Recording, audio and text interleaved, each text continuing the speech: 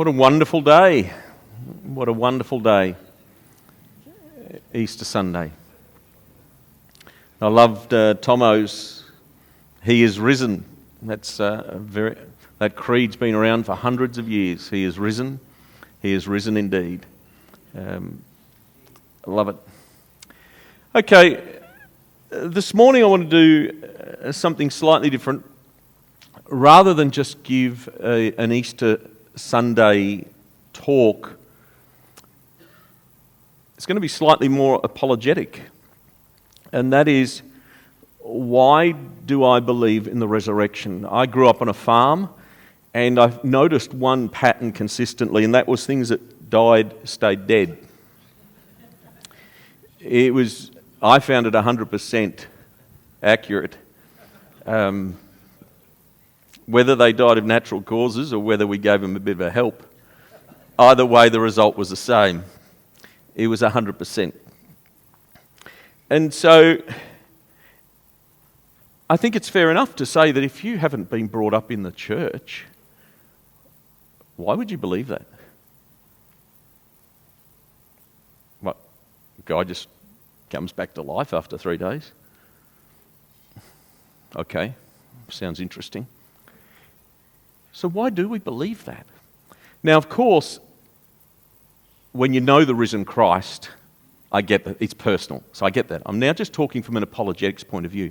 So I actually want to talk about it from that perspective. And I think the great place to start is with Big Bird and Snuffleupagus. Because I think there's great spiritual truth in these two characters.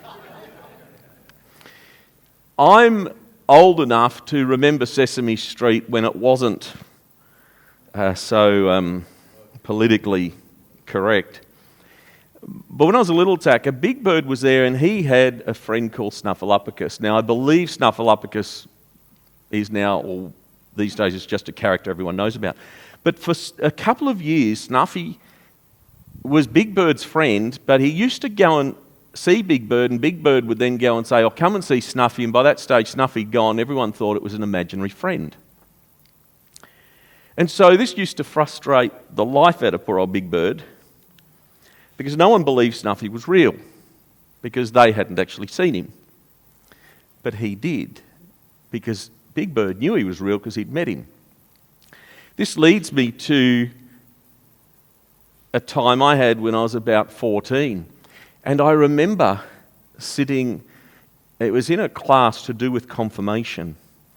And this Anglican minister we were out in the bush, it was literally a town of about 100 people. And this poor guy had clearly he was the young curate, so he'd been told, go and do this job, because this is a job no one else wanted to do. So he got stuck out there. And an interesting character, he's still ministering now in Perth. He's charismatic, was originally a Pentecostal, and said God called him into the Anglican ministry. So a really interesting character. If you know Anglicanism, went to Ridley, he's reformed, charismatic, not interesting combo. He was doing this, and I actually said to him, arrogantly when I look back, I said, "Is Jesus like Snuffy for you? Is he your imaginary friend?" And he said, "Yeah, he's exactly like Snuffy," because he said Snuffy's real, remember? Big Bird knew it. And I thought, okay, yeah, you win that one.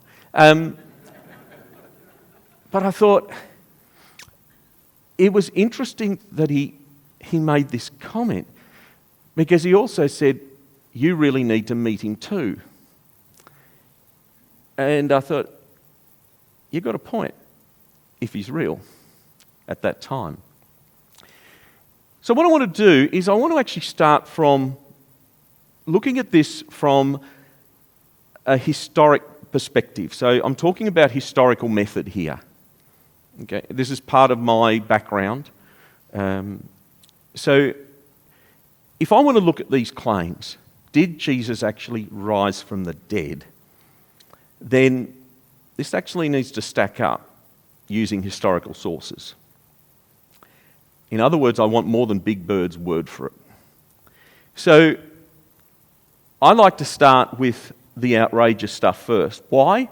because it's so convenient. If you can get rid of the outrageous stuff first and that's wrong, then you don't have to worry about the rest because you've already ruled it out. So I just want to start with the first scripture. Then an angel appeared to him from heaven. This is Luke 22, strengthening him. And being in agony, he prayed more earnestly. Then his sweat became like great drops of blood falling down to the ground. Is it reasonable to think Jesus could be sweating with drops of blood?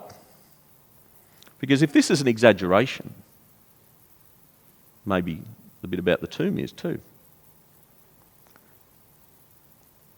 But you see, it's not. It's actually very reasonable. Because there's actually a thing called hematidrosis. This has been around for centuries, we've known this. Leonardo da Vinci actually recorded a Roman soldier in this condition before battle. You can look that up, it's historic documents. This is just from a newspaper, I think this is in England, of someone with this condition. Funnily enough, the condition occurs when someone is under extreme stress. Well, I think Roman crucifixion would probably do that to you. So it fits. From a historic point of view, that seems to me to be very reasonable.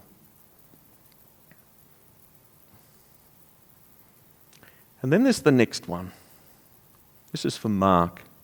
Now when the 6th hour had come, there was darkness over the whole land until the 9th hour.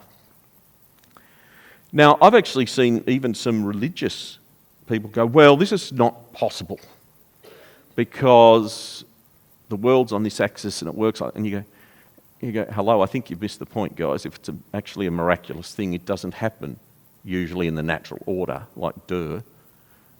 Otherwise, it wouldn't be a miracle. What we actually need to know is, did it happen? So what we do is we go back to historical sources. So first of all, you need to actually work out, well, when did Jesus actually die? Because we've got to be able to date this roughly. And most sources seem to say he's about 33 years of age. Scholarship these days seems to put it roughly, he was born, seems to be about right at the end of the 4 BC through to about 2 BC. It's in that batch. There was a bit of a stuff up with the calendar. They got the Herods wrong and stuff. So that's why it's just marginally out. But we can date it. So we know roughly when Jesus was around. So therefore, by definition, we should be able to work out, is there any evidence that there was darkness in the land? Funny we mention it. I've got a couple of texts there in the green. Now this is in 52 AD. Thallus wrote in his History of the Eastern Mediterranean. And he actually wrote that there was an eclipse that occurred between 29 and 33 AD. We can date that.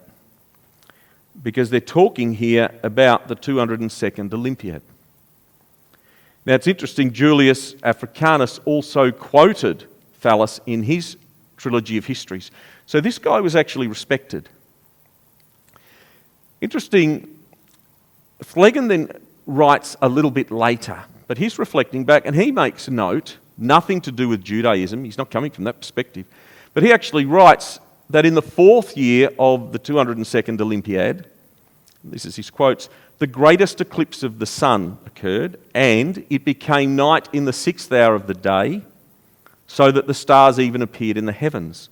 There was a great earthquake in Bithynia and many things were overturned in Nicaea. What does that tell us? That tells us that an eclipse worked. I'll just go back actually and just, not sure how easy it is to see up there, but if you look at the calendar, if you work out between that, if you work out about 3 to 2 BC, Jesus' death is in that time slot. Does that prove that that occurred at that day when Jesus died? Technically, no. Not from a historical document point of view. But what it does is it actually shows it's very likely. Because I think you'd probably agree we don't get many of these events. I haven't seen one. I know we've had eclipse, but nothing like that. This is out there. Are we expecting 2 or 3 of these in a 10-year period? No. This is actually majorly significant. 3 hours. It's not your normal eclipse. And it fits right in the time frame. Then we start to look at women as witnesses. Now, if you're going to try and present a case in the first century that the tomb was empty, you would handpick Jewish men in that society because they were the ones that were respected. They were the ones that had legal authority. For instance, they could appear as witnesses. They were trusted. The last group you would pick to back up your case would be women because they didn't have authority. So the question is then, why would you do that? Unless it just happened to be true. Because if this was a fake and I was trying to build some sort of myth, I would try and make it as believable as possible. So I would be using men, Jewish men, then they have authority. No, the scriptures actually use women. Again, why would you do that? Unless it happened to be true. And then the question is, was there actually an empty tomb? I mean, we say there was, but what's the history for that? Because after all, we know that Jesus was buried in a tomb. We know that because we have that from Josephus. We have that from the biblical backgrounds. We also have it in the Jewish Talmud. So we know that he went into a tomb. So we can pretty much, no question, there was a body in there. So the question is then, was there actually an empty tomb?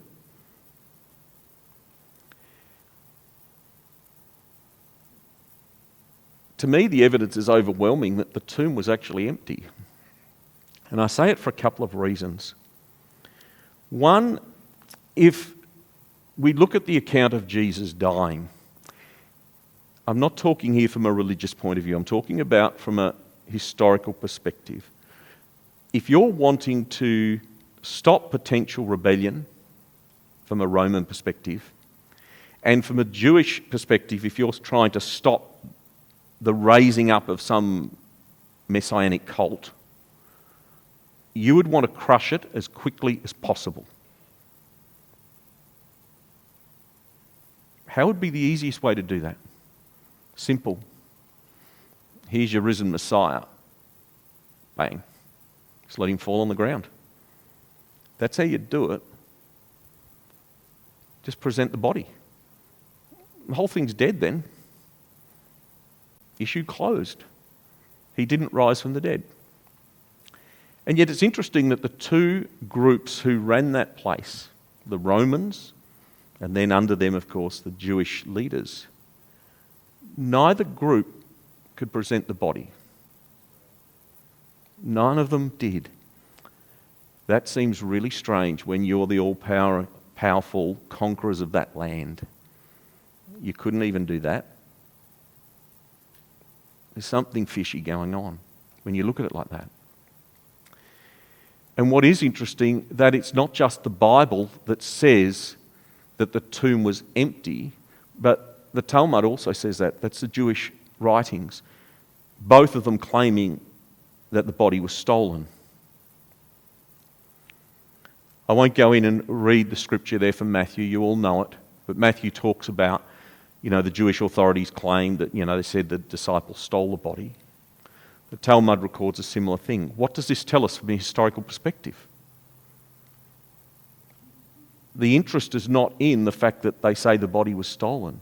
What it tells me is they're both acknowledging the body's missing. There is an empty tomb. Can you see where we're coming from here? So historically, we can actually deduct that not only did the body go into the tomb, the body is now gone. This is a tomb that is supposedly now, by other sources, they're telling us that it's being guarded. So, what happens now? Where did the body go? That's the question. Because bodies don't just disappear from guarded tombs. Right? And that leads us then to the issue of the guards. Because we have an issue here. Now, if you look into scholarship on this, there's still debate as to who the guards were. Some say they were Roman guards, others say they were Sanhedrin guards under the authority of Rome. Either way, I don't think it really matters, to be quite honest. Because what happens is you have a tomb guarded by one or the other group who have a lot at stake. Because you see, if these are guards that the chief priest appointed there and got Rome to put over the top of there with the Roman authority, the chief priest was absolutely 100% switched on that he wanted the body in that tomb after 3 days. Because that was his way of killing this messianic sect. Kill the leader, you get rid of the followers. If these guys were Roman guards, yes, the Roman guards wouldn't have had the same emotional attachment to the situation. In fact, I imagine they would have been actually probably pretty peeved that they've got to stand outside a stone tomb for 2 days, or whatever it was, and guard a rock. That's how I'm sure they would have been thinking. But there is one catch with that. Roman soldiers also knew that if you lost an asset under your guard, you paid with your life. So suddenly, while they might be peeved to be there, they've got some skin in the game. They are not going to want that body to get out of there. And these are guys who are trained for combat. We are not talking about Dad's army sort of stuff. These guys were there. They knew, and some people go, well, maybe they were taken by surprise. Where do you think they are? They're in Israel. They're not popular. They know that. They know that there are zealot groups. They know the history of the place from the Maccabees right through. They know rebellion's just around the corner. This is part of why Pilate wanted Jesus dead. Keep the peace. So these guys know that they're going to be on edge. Yes, they might not want to be there, but they also want to live. They know they can either, the body gets stolen, they get executed, or they get attacked and they get killed that way. These guys are going to be on edge, and they're professional soldiers. And yet, somehow, the body disappears. And no one knows where it is. Even with this cost attached to the guards. And yet, this seems to happen. It doesn't make a lot of sense. I want you also to think of the likelihood that it was the disciples who did it. Now, I've heard some dumb ideas from a historical point of view, but this is one of the dumbest. The scripture tells us that the disciples actually basically scampered off, that there was almost no one left at the foot of the cross except a few women. They were in fear. Jesus had always taught, love the Lord your God, love your neighbour as yourself. Remember Malchus in the arrest, gets his ear cut off, what's he do? Jesus sticks it back on. It was live by the sword, you'll die by the sword. Jesus wasn't leading a resistance movement of a political, violent nature. And then you've got a group of guys who are now cowering because they think that they've lost their best mate. This is Peter, who denied Jesus 3 times. He was the brave one. He sort of stood in the darkness, just watching from the edge. Who knows where the rest of them were? The one assumes are further away and still hiding. Does that sound like a group who are going to go and say, hey guys, guess what? We follow Yahweh and we believe that Jesus was his Messiah, but we know he's dead, so let's just get ourselves together and let's just keep this fantasy going. So we'll go and try and take on Roman guards so that we can steal a dead corpse. What are you going to do with a dead corpse in Israel? It'll stink. Have you thought about it? What do you do when you steal it? Where do you take it?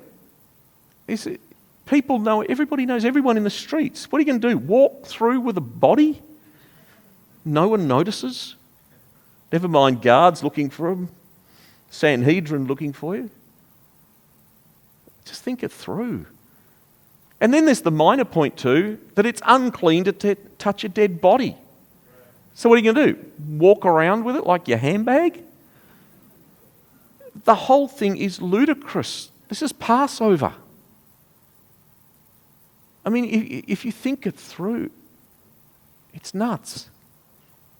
We know the body went in the tomb. We know the tomb was empty. To come up with the idea the disciples stole the body is just ludicrous from every historical perspective you look at it. Which leads us to a problem. Where's the body? Where's the body? And that's where it becomes really interesting, because it's what happens next has a huge impact. This is from Acts. I could have brought out heaps of scriptures. When I normally teach on this, I usually go for about 2 hours. Trust me, you'll get your Easter lunch, you're fine. This has really been reduced. Now, on the first day of the week, when the disciples came together to break bread, a lot of times people overlook this.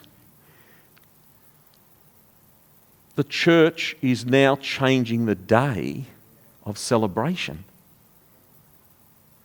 If the disciples, what's happened? They saw the crucifixion. They're hiding in upper rooms for fear of arrest, one would assume. And then, not long after, these are guys, remember, who are Jews. They follow Yahweh, the Sabbath, Saturday. And yet, they suddenly start breaking bread on the Sunday. Why do that? Unless they've met the risen Jesus. That just maybe, those Christian sources of what they say in the Bible, Jesus is risen, actually did occur, because that would actually fit. There's no real other explanation for why people would change their behaviour like this. I want you to keep in mind too that the authorities wanted this sect finished off. So there was great risk in this. Think about how Jesus was condemned. Don't worry about Pilate and that. Pilate was sort of more just keep the political peace. But the way they went about condemning Jesus to death was they used to say things like, I heard him say he will raise up, knock down the temple and raise it up in 3 days. Or it was always about heresies to the faith. What do you think this looks like? You're changing the major day of celebration in your religion.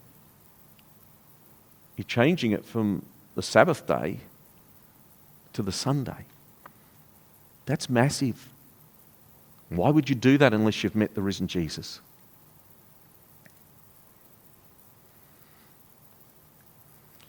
I'm going to read 1 Corinthians 15.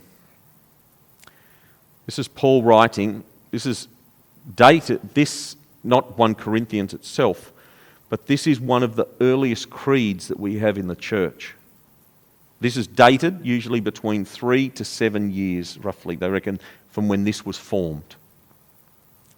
Paul writing, "For I delivered to you first of all that which I also received, that Christ died for our sins according to the Scriptures, and that he was buried, and that he rose again the third day according to the Scriptures, and that he was seen by Cephas," that's Peter, "then by the 12.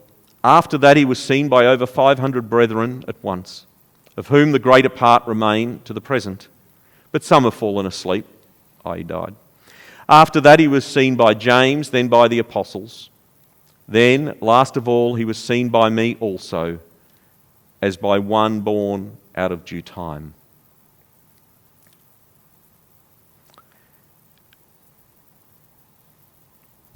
Why would this creed be written by people who were there at the time unless it was true? What benefit do you get of trying to start up some sort of new sect when you knew it was wrong? Because remember, these guys, the original disciples and that, they're worshippers of Yahweh. They know Yahweh is the one true God. So to suddenly go off on a fantasy trying to pretend that this dead man is alive and all that would actually, in their hearts, would threaten their own salvation. They'd be living a lie. And yet, here they are. This creed is part of the church. They're basically risking their death because there's already elements of persecution starting in this time. This isn't something like we do. Praise God that we can do this. But we can go to church here, and the most you're probably going to get is a snide comment from someone, if they don't like it, right? But these guys actually face death. This is serious for them. Why would you do this unless you actually believed it?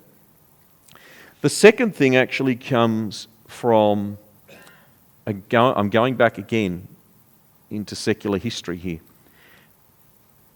It's about the formation of myth. It's usually accepted in historical circles that it takes 5 generations for you to start a myth. The reason's very simple. And I give you a demonstration. Yesterday, I was at the Adelaide Oval and I saw Richmond have a great win over the Adelaide Crows. I admire your faithfulness there, Christos. Now, of course, if you know the scores, you know that's false. Richmond lost. Can you see the problem? If I try and start that myth, the problem I've got is there were probably 45,000 people, might have been more, at the Adelaide Oval who saw the game. They are all alive, I pray, still. There was a TV recording of it. It went out. Can you see what I'm getting at? There are too many witnesses to that event for me to start a credible myth. The minute I start to try and change that tune, people are just going to say, no, it didn't happen. I saw it. It didn't happen. So how could you start a myth that Jesus rose from the dead and have a creed that is between 3 to 7 years old? Think about it. Paul himself says, of whom the greater part remain. That's the numbers of people who saw Jesus. This is something where you can just go and ask someone, did you see him? They're alive. You just go and ask them straight out, did you see Jesus? Yes or no. You can get an answer. It's going to be very difficult to start a myth like that. It just doesn't work. And then there's the problem of Jerusalem. If I was going to start a myth, right, if I really wanted to do this, Jerusalem is the last place I would go. Why? Because it'd be like going to the Adelaide Oval to do it. I would want to go somewhere, maybe pick Athens, I don't know, Rome. Go as far away as possible in the empire and start the myth there.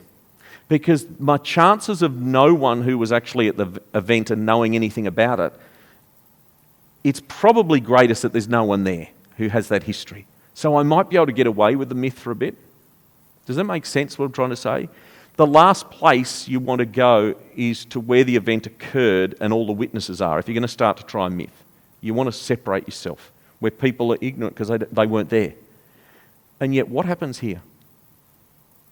The church actually starts in the very area where the event occurred.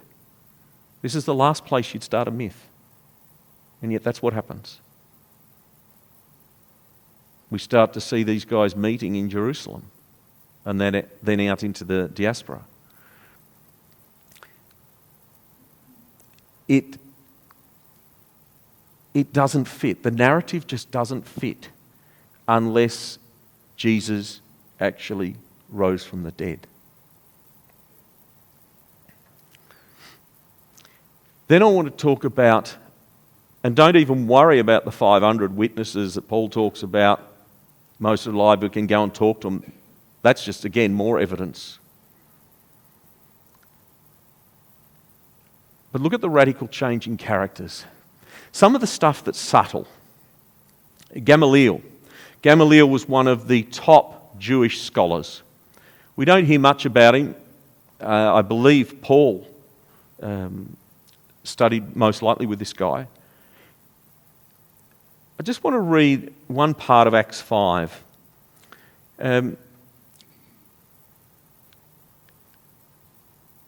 This is when they're confronted with some of the disciples who are supposedly promoting a myth, Jesus rose. And they got this problem. Okay, we got rid of Jesus, but now these guys are saying this, what do we do? In that case, given what the Sanhedrin said on Good Friday, on the Thursday night before Good Friday, I reckon the answer's pretty easy to work out what this Sanhedrin's going to do. They're going to say, kill him. Why? Because it's so simple. Kill the leader, okay, didn't quite kill the whole thing, kill a couple of the main leaders of the group, now we'll snuff it out. Watch what Gamaliel does. Gamaliel would have been part of that Thursday night gathering of the Sanhedrin. I'm just reading from the latter part of Acts here. This is what he says. He's addressing now the Sanhedrin gathering there. Men of Israel, take care what you're about to do with these men, these disciples. So in the present case, I tell you, keep away from these men and let them alone. Can you see a different response here? For if this plan or undertaking is of man, it will fail. But if it's of God, you will not be able to overthrow them. You might even be found opposing God. So they took his advice. What's happened? This is a Sanhedrin. And they're now saying we might even be opposing God. Can you see? There's a 180-degree change here. There's some shaky ground going on. Because suddenly Gamaliel is saying, you know what? He was there, crucify him on the Friday. Now he's saying, men of Israel, just hold. Let's just let this run because we might actually be opposing God if we act. My question, what could change someone's mind and heart so much in that short space of time, except if there was evidence that the risen Jesus was there? Because I can't think of any other reason. Here's the perfect time. Kill a couple of the leaders, you get rid of Christianity. And yet he says the opposite. Something has happened. He's had contact, you can see it there, with the risen Jesus. We have James, brother of Jesus. Remember, he wasn't a believer. You've got to remember this. He didn't believe in Jesus as Messiah when Jesus was in his earthly ministry. He becomes a leader of the church and a convert after the resurrection. Why would James, who didn't believe Jesus before his death, suddenly convert unless he has an encounter with the risen Jesus? What evidence could there possibly have happened after Jesus was dead? I'm talking now from a secular perspective. Think about it. If you're not convinced up until Good Friday, why would you be convinced after Sunday? Unless you've met the risen Jesus. There's no other explanation that makes sense. Not when you put all of these things together. And then, of course, there's Saul of Tarsus.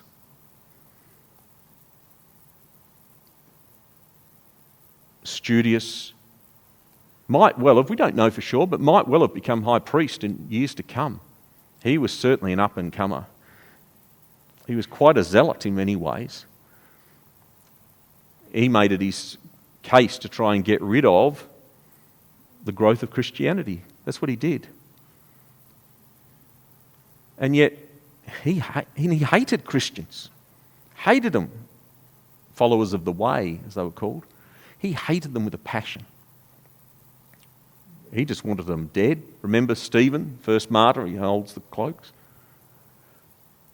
What happened on that road to Damascus? Yes, we've got the Christian versions, and that's true. They are historical sources. But logic also tells you that they make sense. Because why would a guy who's going, most likely thinking, I'm going to become high priest one day, I'm an up-and-comer, I'm all for Yahweh, I want to get rid of these guys, they're demonic. That's what he would have thought.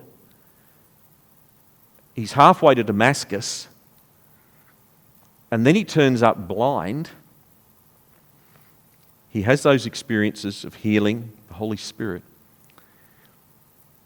But from a secular point of view, what we see is suddenly Saul of Tarsus becomes the Apostle Paul. Why would he change? Why would you change over a dead corpse? Why? It's because his experience was true. He met the risen Jesus. That's why he met him on that road. Think of the disciples. What changes them from cowering at the time of the crucifixion to all of them basically going out? Take out Judas. They all go out afterwards and spread that message. In fact, I think it was only John who wasn't martyred, and they even tried there. He was exiled. Why would you do that for a dead man? Why? No, they had a radical change of heart because their heart met the resurrected Jesus. That's why. When you start to put this together historically, there is only one answer. And that is, Jesus rose out of that tomb. It's the only answer that makes sense. We had thousands were being converted. Just the last line, this is Acts 2. Remember when Peter starts to get up and preach. Think about it. This is the guy who denied Jesus 3 times. If he denied him 3 times when he was alive, if he thought he was a dead corpse, I reckon he'd deny him 10 or 11. And yet this is the guy who suddenly goes out to preach, and we see the church growing. We actually read here, last line, about 3,000 were added to their number that day. This is a guy preaching, knowing full well that he could actually be arrested for political unrest, insurrection. What's changed this guy?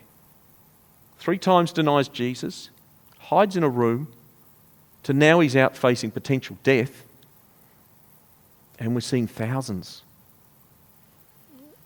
coming to Christ. Why? He has met the risen Jesus. That's what makes sense. I could go on and on, but I'm not going to, because I'm well aware that it's Easter Sunday. People want to get home and celebrate with family and friends. No, it is. It's a great celebration. But I want you to know that the message of the resurrection is actually one that makes sense. It actually makes sense in the terms of historical documentation. The primary sources support the resurrection. Do we still need faith? Yes, we do. Because I don't know how old you guys are. I wasn't there. Right? I still need faith. I wasn't there at the tomb that day. All right. I am getting older, but I'm not quite there yet. So I still need faith. But when someone comes to you who hasn't had an experience of Christ and they say, oh, that's just a fairy tale, you say, well, that's interesting. Because in history, we usually accept two primary sources.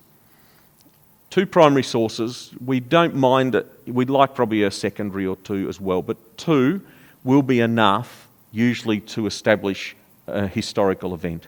Alexander the Great, for instance, we've got two primary sources.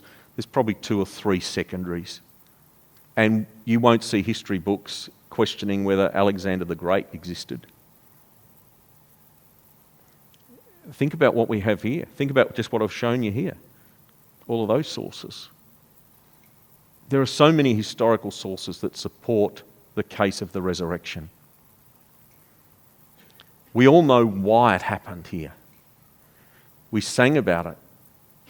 The chasm, I think it was the fourth worship song, the chasm. We could not get across it. We are the people sin. There's this gap between us and God. We cannot do it by works. No matter how good we try to be, we cannot do it. We needed a bridge across to be with God. Because God is righteous. He's loving, absolutely. But He's also righteous. He cannot tolerate sin. And we couldn't do anything about it because we were sinful. We are. And so there was only one way. And that was the cross. It was Jesus dying in our place. And that cross, as that picture shows, offered the bridge between us and God. But we still need to receive it. Just because a bridge is there doesn't mean you have to walk over it. We still have to choose. Right? I'm not talking about universalism and all that stuff. That's not true. No.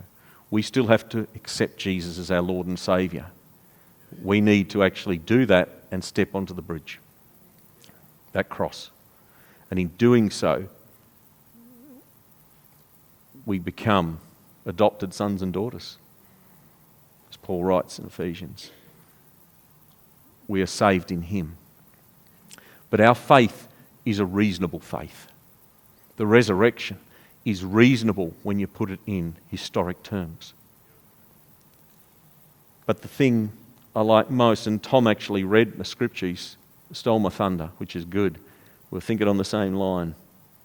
I'm reading from Paul, 1 Corinthians 15. For if the dead are not raised, then Christ has not been raised either. And if Christ has not been raised, your faith is futile, you are still in your sins. Because, see, the thing was, Jesus died for our sin. But that was always what happens with sin. You see, sin leads to death. Remember Paul writing, the wages of sin are death. That just means Jesus would have died. One extra. For us to have life, He had to rise. That's what Paul's saying here. If Christ had not been raised, your faith is futile. Praise God, Christ is risen from the dead. You have life. And you have life eternal. That is the truth and the great hope and the joy of Easter. That is why for thousands now of years, nearly 2,000 years, we have had Christians say, He is risen, and the others shout, He is risen indeed. That is why we have that anthem. It is a song of great hope. And that's it. And yet all of this is still lovely as an apologetic. But in the end, you actually have to know Him. Because you can know all of the academic stuff, all of the historical sources, but if you haven't met the risen Jesus yourself, you're just very knowledgeable. It doesn't help you to be saved. And it doesn't help you then to walk from that moment with your Lord and Saviour Jesus. You actually have to know Him in a personal encounter. See, God loved the world so much. Remember John 3:16, God loved the world so much. Love is relational. Love is shared. You can write about love, but you can never, you have to experience it to actually know what it means. It's relational. And that's what it's about. That's why, do you note, when Jesus rises from the tomb, what's He do? He goes to people. Because it's relational. He loved them. It's the same with us. We need to grow in that relationship. To grow in that relationship with a God who rose from the dead. He paid the price. But it's more than that. If you can get more, there's even more. He wants to live every day with you. He wants a loving, personal relationship with you, moment to moment. And that is through the highs and lows of life, because we still live in a broken world, guys. It's still broken. Bad things happen. Death still happens in the physical. But we have the hope of the risen Jesus, because we know eternity is taken care for. And we still see the power of God breaking in now, the now and the not yet. He's there.